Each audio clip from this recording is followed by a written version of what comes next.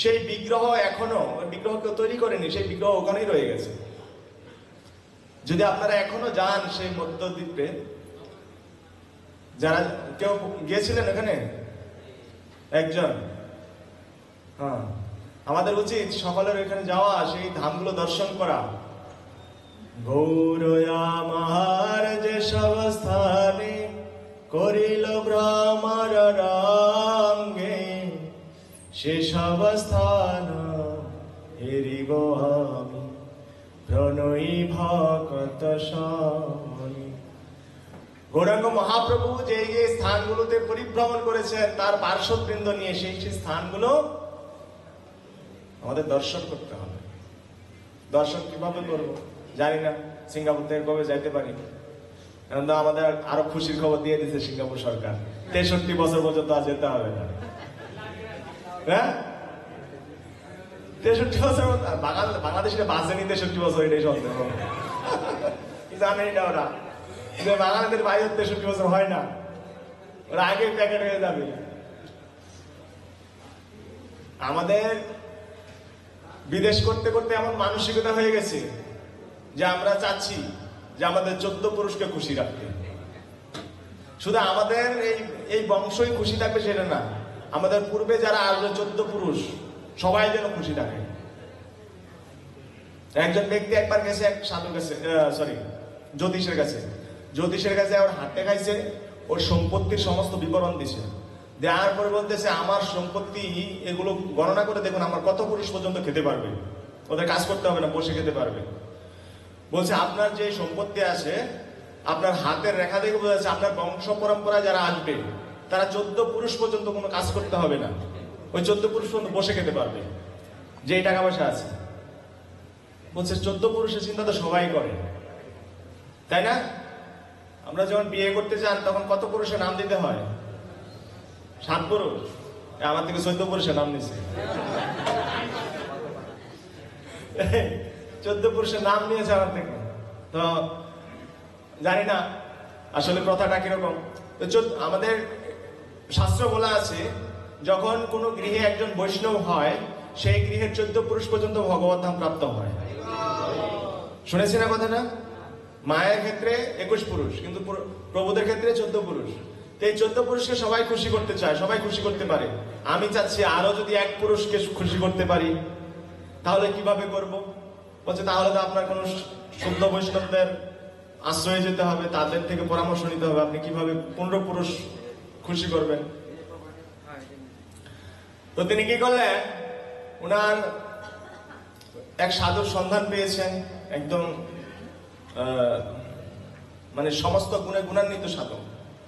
তো উনার এখানে অনেক অলংকার, বস্ত্র, আহার আদি দ্রব্য অনেক কিছু নিয়ে উনার ওই সাধুর কুটিরে গেছেন।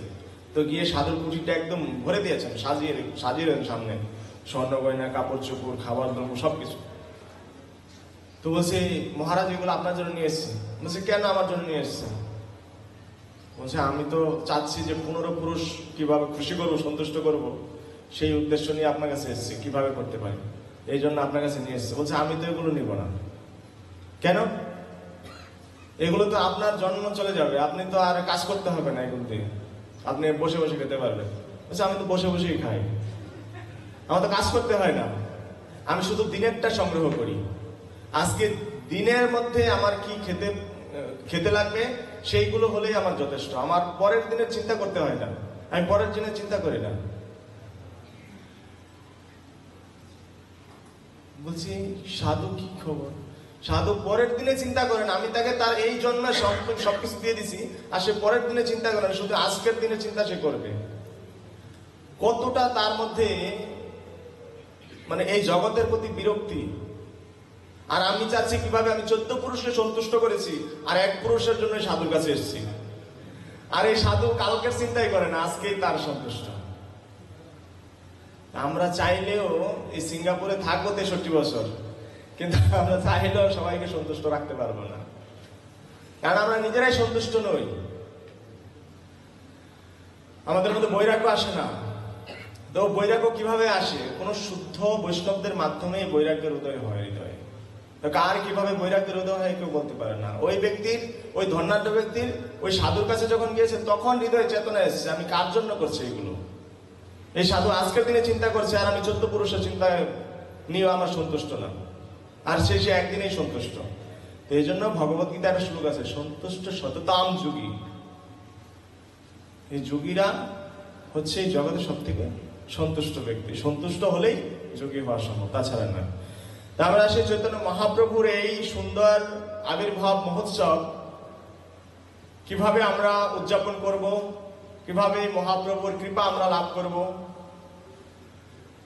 বলছে মহাপ্রভু সবাকারে করিবেন উদ্ধার, ব্যতিরেকে নিন্দুক কপট আর দুরাচার।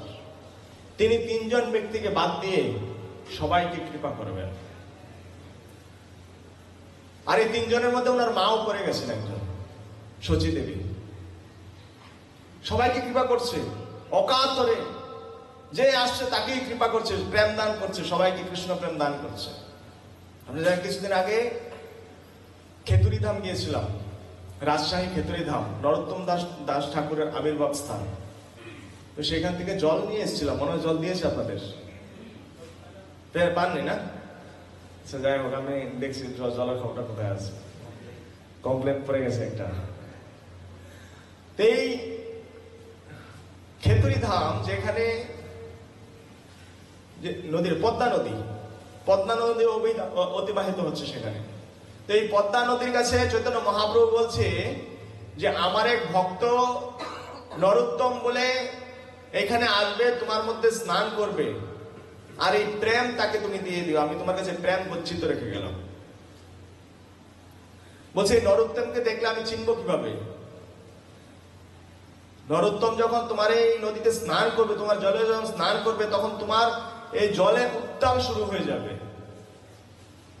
এমন উত্তাল শুরু হবে তখন যে মানে ঝড়ের মতো, যে তোমার মধ্যে ঝড়ের যে ব্যাগ হবে সেরকম হয়ে যাবে। তখন বুঝতে পারবে যে না, এই ব্যক্তিটাই হচ্ছে নরোত্তম। আর এই নরোত্তম যখন এসছে, তার গায়ের বর্ণ ছিল শ্যাম বর্ণ, আর তিনি যখন সেখানে ডুব দিয়েছেন, সঙ্গে সঙ্গে তার গরু বর্ণে পরিণত হয়ে গেছে। আর সেই প্রেমে উন্মাদনার সাথে নিত্য কীর্তন করছে, হা গৌর বলে। এই চৈতন্য মহাপ্রভু সবাইকে কৃপা প্রদান করছেন। আমরা যদি এই কৃপা প্রদান গ্রহণ করতে চাই, তাহলে আমাদেরকে এই নিয়মগুলো মানতে হবে। আমরা চাই মহাপ্রভুর কৃপা প্রাপ্ত হই, তো মহাপ্রভুর কৃপা প্রাপ্ত হতে হলে আমাকে আগে নিতাইয়ের কৃপা পেতে হবে। হেন নিতাই বিনে ভাই, রাধা কৃষ্ণ পাইতে নাই, ধর নিতাইয়ের চরণ দুখানি।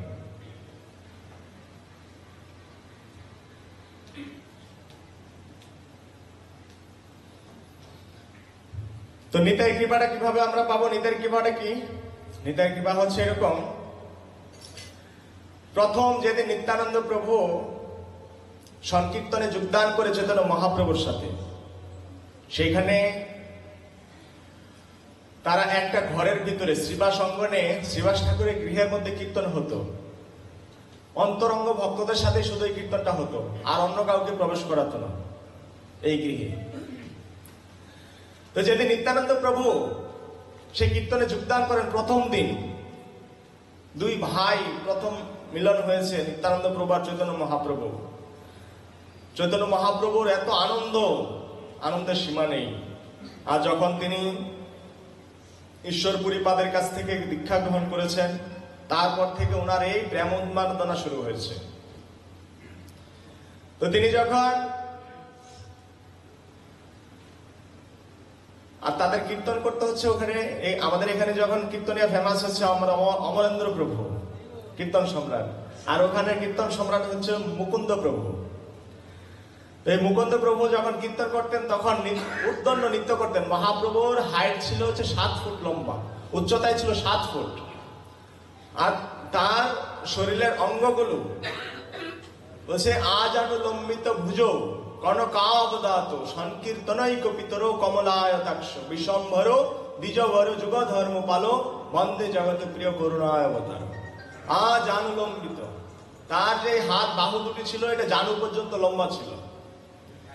তো মহাপ্রভু যখন লাফ দিতেন তার উচ্চতা ছিল 7 ফুট, আর তিনি যখন লাফ দিতেন তখন 14 ফুট হয়ে যেত মহাপ্রভু, এত উপরে উঠতেন লাফ দিয়ে। আর নিত্যানন্দ প্রভু চৈতন্য মহাপ্রভুর থেকে হাইটে একটু বড়। নিত্যানন্দ প্রভু আপনারা দেখবেন যদি দুটি বিগ্রহ থাকে সমান সমান, তার মধ্যে নিত্যানন্দ প্রভুর বিগ্রহটা একটু বড় হয়।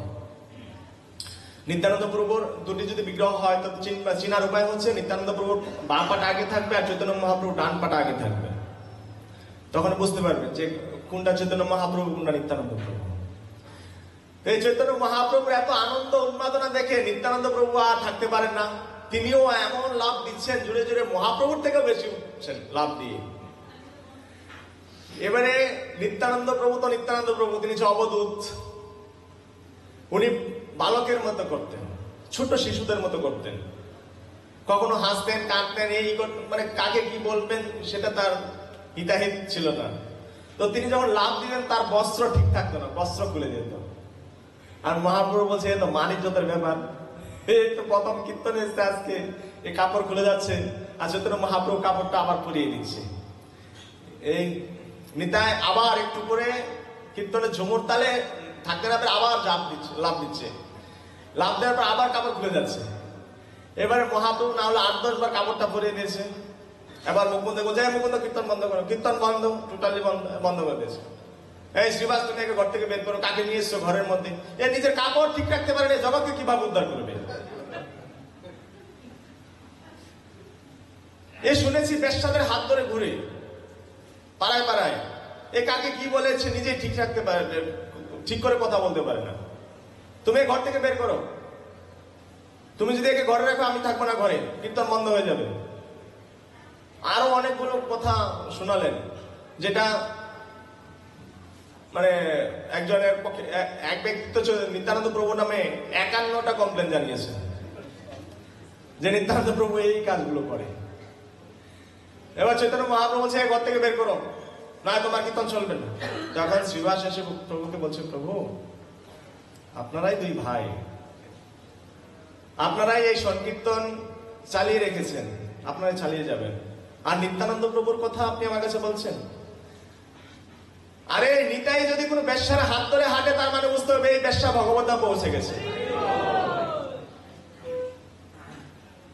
আর এই নিতাই হচ্ছে আমার হৃদয়, আপনি যেরকম আমার হৃদয়, এই নিতাই আমার হৃদয়, এই নিতাইকে ছাড়া আমি এক মুহূর্ত থাকতে পারবো না। আরো অনেক সুন্দর সুন্দর নিতাই নামে প্রশংসা করছেন নিত্যানন্দ প্রভুর নামে। তখন মহাপ্রভু এত সন্তুষ্ট হয়েছেন শ্রীবাসের প্রতি যে শ্রীবাস যদি লক্ষ্মী দেবীর লক্ষ্মীর ভান্ডার ফুরিয়ে যায়, সে যদি রাস্তায় রাস্তায় ভিক্ষা করতে হয়, নগরে নগরে ভিক্ষা করতে হয়, তারপরও তোমার ঘরের ভান্ডার কখনো ফুরাবে না, এই আশীর্বাদ তোমাকে করছে। শিবাস অঙ্গনে প্রতিদিন হাজার হাজার ভক্তের সমাগম হতো। চৈতন্য মহাপ্রভু যখন ছিলেন হাজার হাজার ভক্তের সমাগম হতো, কোনোদিন এই শ্রীবাস ঠাকুরের কাজ করতে যেতে হয়নি, কোনোদিন যেতে হয়নি কাজ করতে। ভগবানের প্রতি এতই শ্রদ্ধা অগাধ। চৈতন্য মহাপ্রভু তাকে বলেছিল তুমি সন্ন্যাস নিয়ে নাও, সন্ন্যাস করে ভিক্ষাবৃত্তি করে তোমার সংসারটা চালাতে পারবে। যখন নিতাই নামে এই কমপ্লেন জানায় তখন চৈতন্য মহাপ্রভু তাকে আশীর্বাদ করে, যাও তোমার ঘরে কোনোদিন অন্ন বস্ত্রের অভাব হবে না। এই হচ্ছে নিতাই প্রভুর কৃপা, নিত্যানন্দ প্রভুর কৃপা। নিত্যানন্দ কৃপা বিনা, নিত্যানন্দ প্রভুর কৃপা বিনা আমরা ভগবানকে লাভ করতে পারবো না। এই জন্য আমাদের নিত্যানন্দ প্রভুর কৃপার আশ্রয় গ্রহণ করে ভগবানকে লাভ করতে যেতে হবে। তো চৈতন্য মহাপ্রভু যখন এই পৃথিবীতে আবির্ভূত হওয়ার আগে তখন এই সমস্ত ভারতবর্ষ মায়াবাদীদের দ্বারা প্রচ্ছন্ন হয়ে গেছে।